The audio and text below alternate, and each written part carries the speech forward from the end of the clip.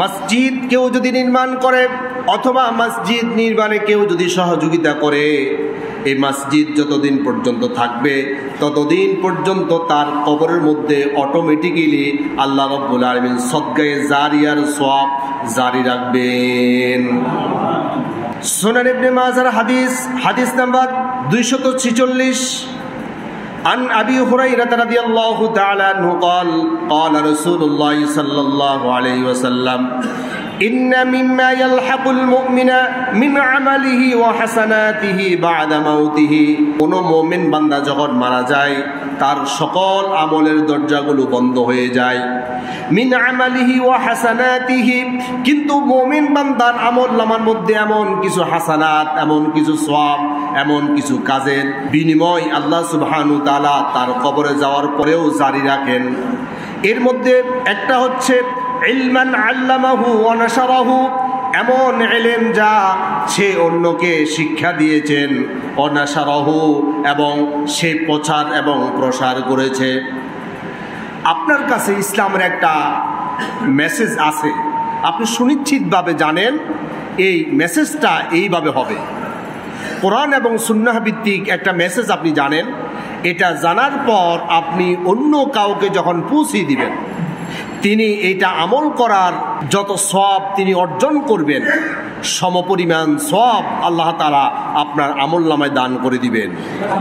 কিন্তু যিনি আমল করছেন তার আমলনামা থেকে একটা সওয়াবও কমতি হবে না। এরপর আপনি একটা মাসআলা, একটা দ্বীনের মেসেজ আপনি আপনার সন্তানকে শিখালেন, সে তার সন্তানকে শিখালো, তার সন্তান আবার তার সন্তানকে শিখালো। এইভাবে যতদিন পর্যন্ত আপনার এই মেসেজটা মানুষ আমল করবে ততদিন পর্যন্ত আল্লাহ সুবহানাহু ওয়া তাআলা আপনার মৃত্যুর পরেও আপনার কবরের মধ্যে এই সওয়াব আল্লাহ তাআলা আপনার আমলনামার মধ্যে যোগ করতেই থাকবেন। সুবহানাল্লাহ। এরপর রাসূলুল্লাহ বলছেন ওয়ালাদান সালিহান তারাকাহু ওয়া মুসহাফান ওয়ারাসাহু।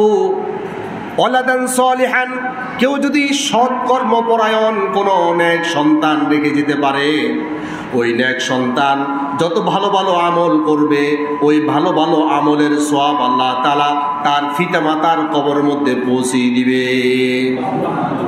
এই জন্য আমরা বারবার এই বিষয়টা তাগিদ দিয়ে থাকি যে আপনারা প্রত্যেকের সন্তানগুলোর ব্যাপারে সজাগ থাকুন, সচেতন থাকুন এবং তাদেরকে নৈতিক শিক্ষা অর্জন করার ক্ষেত্রে সচেষ্ট হন এবং তাদেরকে নৈতিক কাঠামোয় আপনি বড় করার চেষ্টা করুন, যাতে করে আপনি মৃত্যুর পরেও এই সন্তান এমন কিছু আমল করবে যে আমলের সওয়াব আপনার কবরে পৌঁছে যাবে।